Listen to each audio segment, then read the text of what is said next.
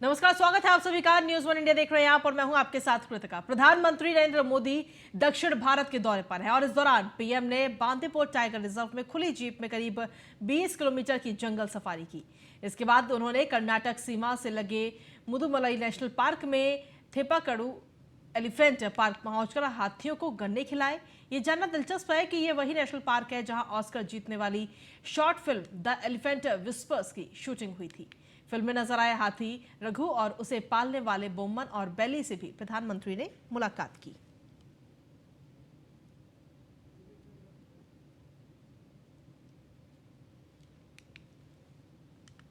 तो project tiger की golden jubilee आज का दिन, जहां 2018 से 2022 तक देश में बाघों की संख्या 200 बढ़ी है। 200 बाघ बढ़ गए हमारे देश में। देश में अभी बाघों की आबादी 3167 है। तो बाघों की संख्या क्या है जिसे बढ़ाने के लिए लगातार अभियान भी चलाया जाता है।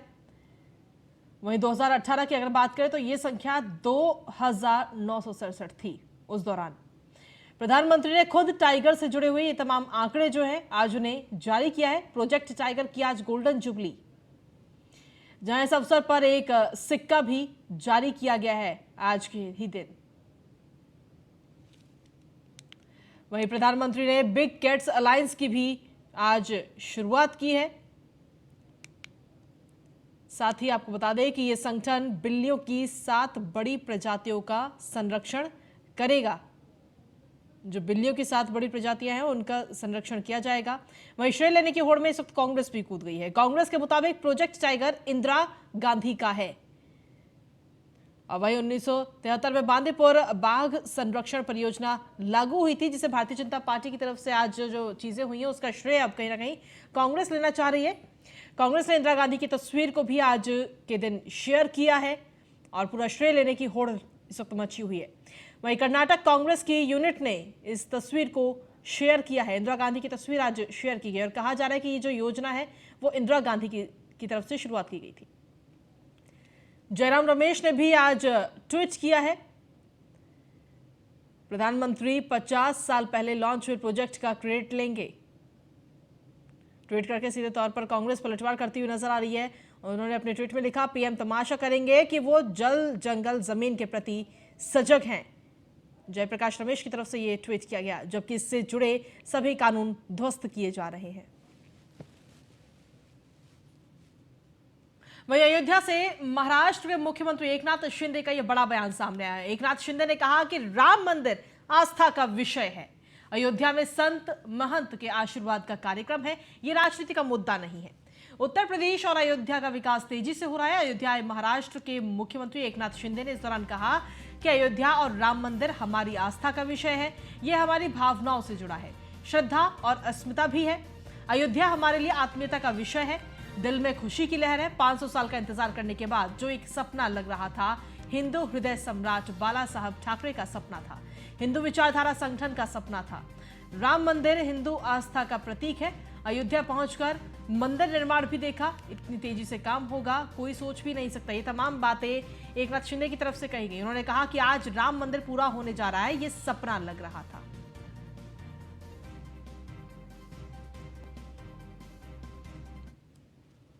इससे पहले अयोध्या आए। अयोध्या बहुत ही हमारे लिए एक आत्मीयता का विषय है। यहाँ आने का जब सोचते हैं तो बहुत ही एक दिल में एक खुशी की लहर, एक समाधान और एक अलग ही कुछ महसूस होता है, क्योंकि वहाँ का वाइब्रेशन ही वैसा है। प्रभु रामचंद्र जी के चरणों से, पदस्पर्शों से ये पावन हुई भूमि है। हम सोचे कि अयोध्या में जब उस समय का क्या माहौल होगा जब राम 14 साल वनवास पूरा करके वापस अयोध्या में आए होंगे। तो वहाँ जब दिवाली जनता ने मनाई होगी, ऐसा माहौल आज हम सोचते हैं, इमेजिन करते हैं। गुड़ी, तोरण, सब जल्लोश, दिवाली, खाली ये सोच ही सकते हैं हम लोग। लेकिन 500 साल का इंतज़ार करने के बाद सभी लोगों को ये सपना लग रहा था कि राम मंदिर, सभी लोगों की सोच थी, हमारे हिंदू हृदय सम्राट बाला साहब ठाकरे जी का सपना था। और तो ये 8 तस्वीरें इस वक्त आपको दिखा रहे हैं। आपको बता दें कि आज महाराष्ट्र के मुख्यमंत्री एकनाथ शिंदे और उनकी पूरी टीम आज अयोध्या दौरे पर रही थी। अयोध्या में रामलला के दर्शन पूरी टीम ने किए। ये तस्वीरें आपको दिखा रहे हैं आज के दौरे के। और इस दौरान एकनाथ शिंदे ने राम मंदिर में रामलला के दर्शन किए और कहा कि उत्तर प्रदेश और यूपी का तेजी से विकास हो रहा है, ये कोई राजनीति का मुद्दा नहीं है।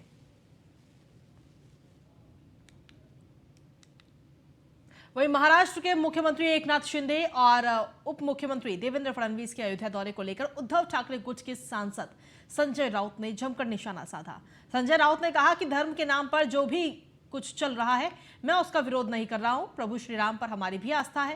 उन्होंने कहा कि मैं भी कई बार अयोध्या जा चुका हूं, लेकिन बीजेपी हमारे साथ तो नहीं आई थी। जब बाबरी का मुद्दा हुआ था तब वो भाग गए थे और अब गद्दारों की उंगली पकड़कर जा रहे हैं। ऐसे लोगों को प्रभु श्री राम का आशीर्वाद नहीं मिलता।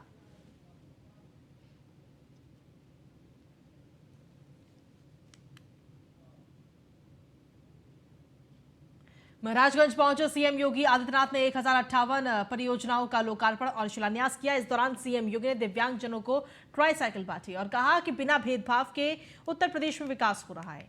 पीएम मोदी का विजन साकार कर रहे हैं।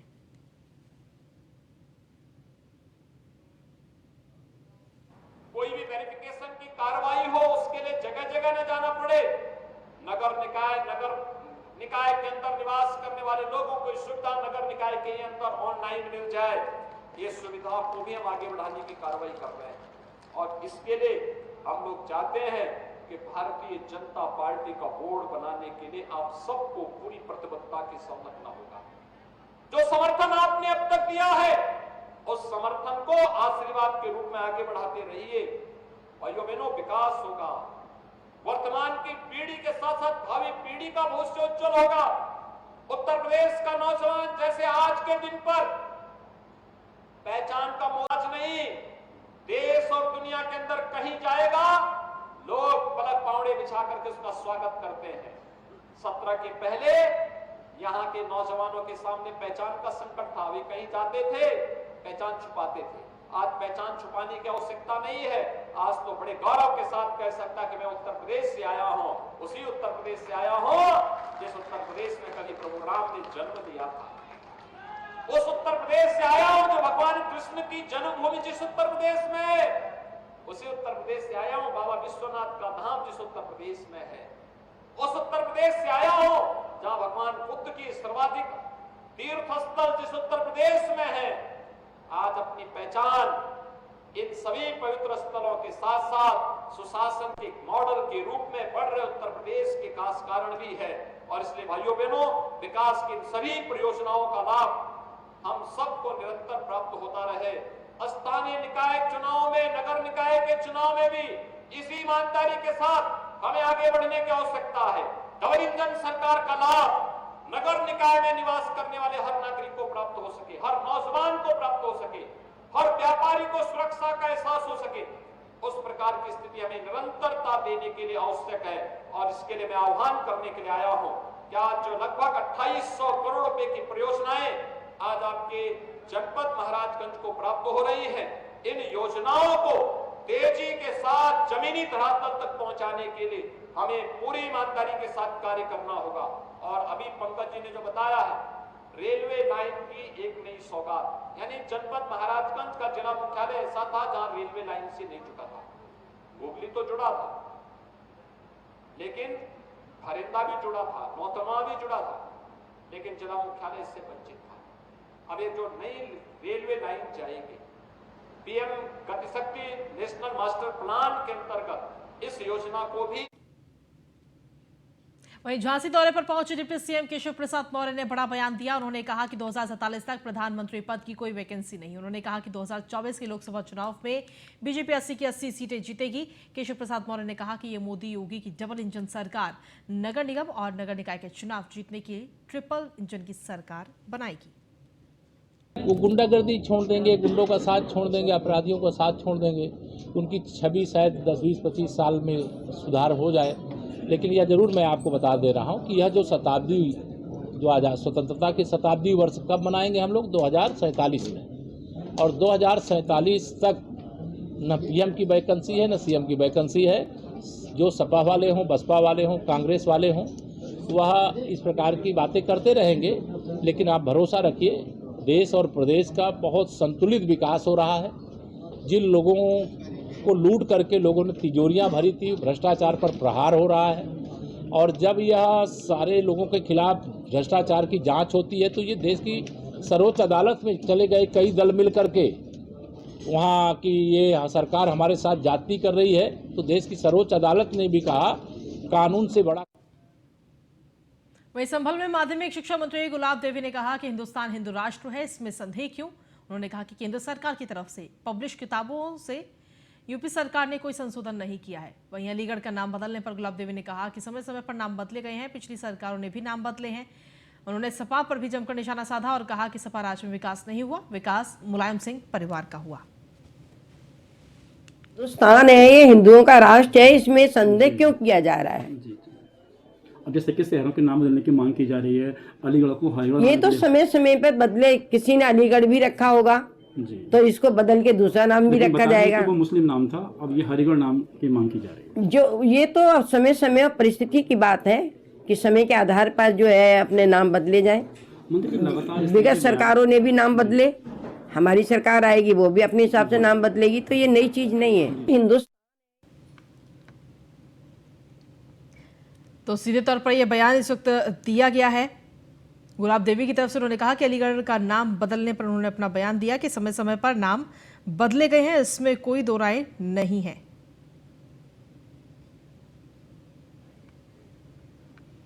उन्होंने कहा कि पिछली सरकारों ने भी नाम बदले हैं।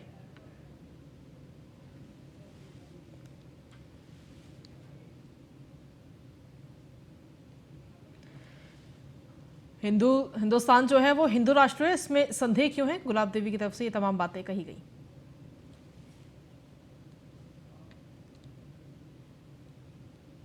मन में जज्बा हो और कुछ करने का हौसला हो तो हर मुश्किल आसान हो जाती है। यूपीपीएससी के ताजा आए नतीजों में ऐसे अभ्यर्थी कामयाब हुए हैं जिनके बैकग्राउंड को जानकर आप भी खुद हैरान हो जाएंगे कि कैसे हर मुश्किल से जूझकर इन होनहारों ने अपनी मंजिल पाई। आज रविवार का दिन है और छुट्टी का दिन है, लिहाजा हम इस रिपोर्ट को आप तसल्ली से देखिए और अपने बच्चों को भी दिखाइए। क्या पता अगली कामयाबी का घर आपका ही हो।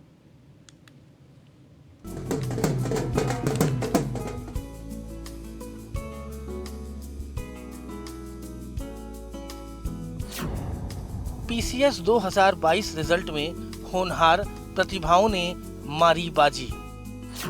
364 अभ्यर्थियों में 110 महिला अभ्यर्थियों ने सफलता हासिल की। मुख्य परीक्षा में कुल 1071 अभ्यर्थी शामिल हुए थे। आगरा की दिव्या सिकरवार ने पहला स्थान हासिल किया। लखनऊ की प्रतीक्षा पांडे ने दूसरा स्थान हासिल किया। बुलंदशहर की नम्रता सिंह ने तीसरा स्थान हासिल किया।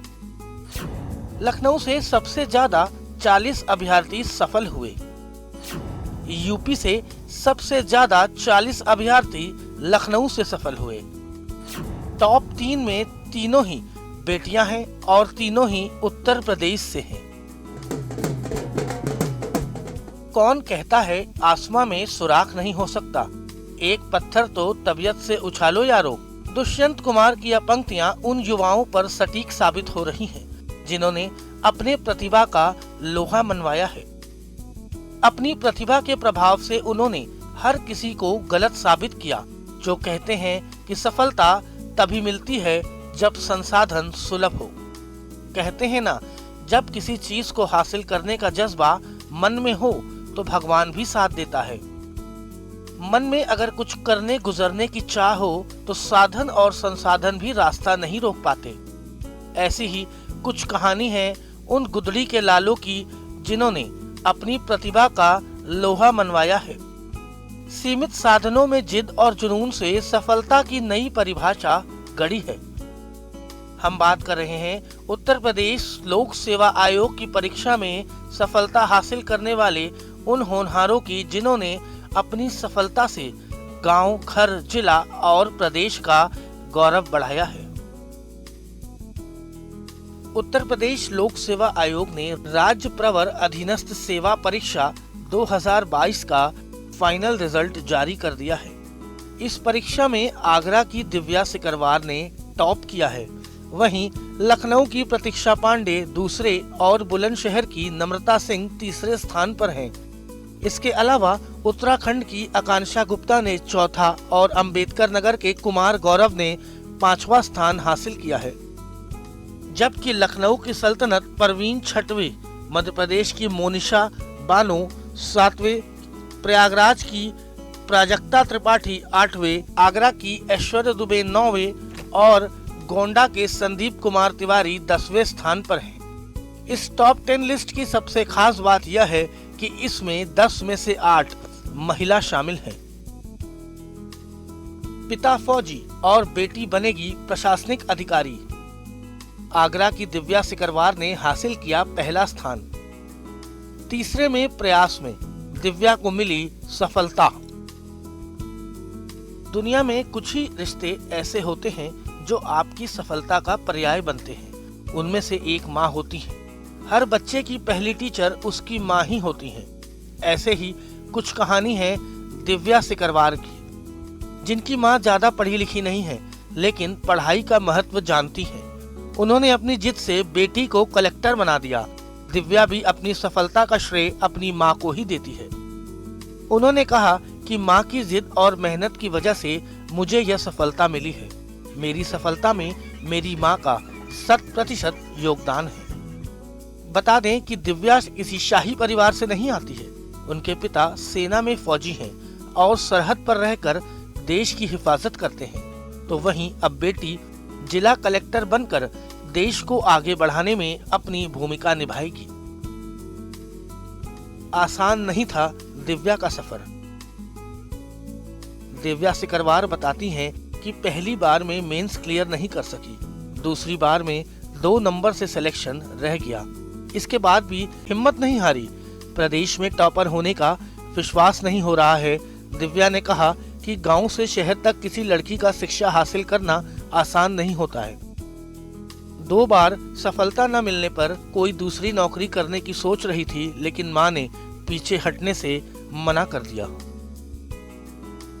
पिता की है पान की दुकान, बिटिया बनी डिप्टी कलेक्टर। हौसले और लगन ने तोड़ी बाधा की बेड़ियां। 21वां स्थान प्राप्त कर डिप्टी कलेक्टर बनी ज्योति। 5वें प्रयास में हासिल की सफलता। इनमें से एक यूपी के गोंडा की रहने वाली ज्योति चौरसिया है, जिनके पिता पान की दुकान चलाते हैं। अब बिटिया डिप्टी कलेक्टर बन गई है। जानकी नगर की रहने वाली ज्योति चौरसिया ने 2022 की पीसीएस परीक्षा में 21वां स्थान प्राप्त कर डिप्टी कलेक्टर बनकर यह साबित कर दिया कि परिश्रम से ही सब कुछ मिलता है। अफसर बिटिया पाकर परिजन फूले नहीं समा रहे हैं। वहीं जब इस सफलता के बाद ज्योति अपने पैतृक गांव पहुंची तो परिजनों ने ढोल नगाड़े से जोरदार स्वागत किया। संसाधन की मोहताज नहीं प्रतिभा। ठेला पर फल बेचने वाले का बेटा बना अपर पुलिस अधीक्षक। पिता के सपनों को अरविंद सोनकर ने दिया पंख। कुछ करने का जज्बा हो तो हर तरह की मुश्किलों को पराजित किया जा सकता है।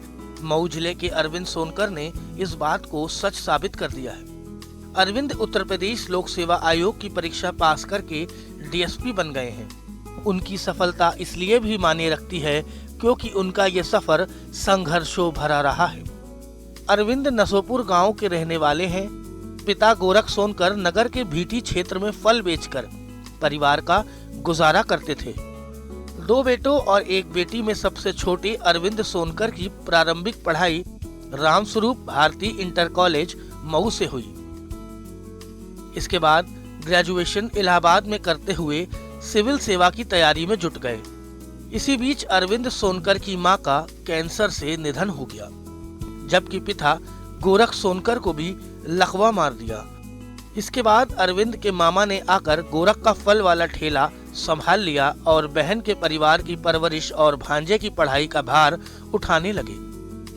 आज अरविंद के इस संघर्षपूर्ण सफलता पर जहां एक ओर परिवार के लोग फूले नहीं समा रहे हैं, वहीं क्षेत्र के लोगों का अरविंद के परिवार को बधाई देने के लिए तांता लगा हुआ है। चाय वाले की बेटी बनेगी जन कल्याण सशक्तिकरण अधिकारी। 7वें प्रयास में शिखा ने छुआ शिखर। शिखा शर्मा के पिता चलाते हैं चाय की दुकान। अगर आपने अपनी जिंदगी को बैलेंस करना सीख लिया तो आप किसी भी बाधा को पार कर सकते हैं। उत्तर प्रदेश लोक सेवा आयोग 2022 की परीक्षा में मेरठ की शिखा शर्मा ने सफलता हासिल की है। एक चाय बेचने वाले की बेटी शिखा आज पीसीएस अधिकारी बन चुकी है। शिखा की सफलता से पूरे परिवार में खुशी का माहौल है। वहीं शिखा ने बताया कि मेरी इस सफलता में मेरे परिवार का योगदान है, जिन्होंने तमाम अभाव होने के बाद भी न तो खुद हिम्मत हारी और न मेरा हौसला टूटने दिया।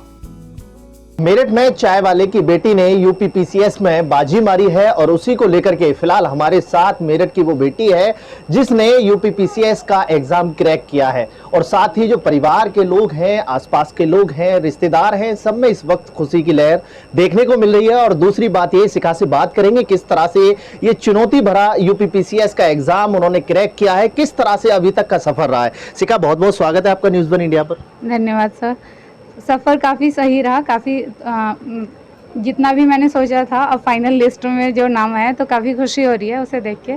तो एक ये है कि जब आप प्रयास करते रहते हो और मंजिल मिल जाती है तो फिर सफ़र सही लगता है, बाकी सारी चीज़ें जो होती है वो अब अपने आप सही लगने लगती हैं। सफ़र सुहाना होता है जिस वक्त चुनौती मिलती है, चुनौती को पार करके, और जब सफ़र आपको तय करना होता है, चुनौती पार करते जाते हैं और सफ़र आपके नज़दीक आता रहता है। पहले आप कितनी बार विफल हुई हैं और उसके बाद अब की बात की जाए तो कितनी खुशी है परिवार में, रिश्तेदारों में, क्या कहेंगे इसको लेकर? जी बहुत खुशी है। और लास्ट टाइम मैंने इंटरव्यू दिया था तो मेरा फाइनल सिलेक्शन नहीं हो पाया था, लेकिन अब हो गया है सिलेक्शन, तो उस बात की बहुत ज़्यादा मुझे खुशी हो रही है। शिखा, कौन कौन सी ऐसी चुनौती हैं जिनको आपने स्वीकार किया है जिसके बाद आप इस मुकाम तक पहुंची हैं?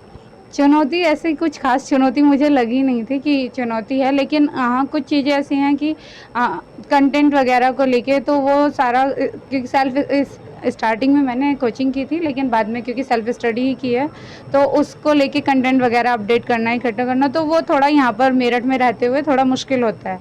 एक बार अपने बैकग्राउंड के बारे में, पिताजी के बारे में बताएं, क्या करते हैं, क्या काम है आपका, उसके बारे में थोड़ा बताइए। जी, मेरे पिताजी का नाम श्री शंकर दास शर्मा है और जैसा कि आपने बताया तो उनकी चाय की दुकान है और काफ़ी उन्होंने मेहनत की है और लगातार प्रयासरत है। उनको देख के हमें भी हौसला मिला कि वो इतना कर रहे हैं तो हमें भी कुछ करना चाहिए। पीसीएस मुख्य परीक्षा में सफल अभ्यर्थियों के इंटरव्यू 20 फरवरी से शुरू होकर 21 मार्च तक चले थे। इंटरव्यू के लिए कुल 1017 अभ्यर्थी बुलाए गए थे। आयोग ने पीसीएस 2022 का अंतिम परिणाम 15 अप्रैल तक घोषित किए जाने की उम्मीद की थी, पर एक सप्ताह पहले ही फाइनल रिजल्ट जारी कर दिया गया। कुल सफल 364 अभ्यर्थियों में यूपी के 67 जिलों से कुल 334 युवाओं ने सफलता प्राप्त कर अपने जिलों का और अपने परिवार का गौरव बढ़ाया। शेष 30 अभ्यर्थी अन्य राज्यों से ताल्लुक रखते हैं। रिजल्ट आने के बाद तमाम सफल अभ्यर्थियों के चेहरे खुशी से खिल उठे हैं और उनका परिवार खुशी जाहिर कर रहा है। इसको लेकर सीएम योगी आदित्यनाथ ने ट्वीट करके सभी को शुभकामनाएं भी दी हैं। वहीं इस तरह की सफलता को देखकर कह सकते हैं कि अगर मन बना लिया तो ऊंची उड़ान का तो कद मत देखो आसमान का। आने वाले समय में ये प्रतिभाएं उन लोगों के लिए रोल मॉडल बनेंगी जो संसाधनों के अभाव से हार मान लेते हैं और अपना संघर्ष बीच में ही छोड़कर हार मान लेते हैं। इनकी इस सफलता का मानक आने वाले दिनों में संघर्ष और सफलता की नई रूपरेखा तैयार करने में सहायक होगा। Bureau report, news one India. और खबरों का सिलसिला न्यूज़ वन इंडिया पर यूं ही लगातार जारी है। एक छोटे से ब्रेक के लिए रुकेंगे, बने रहिए हमारे साथ।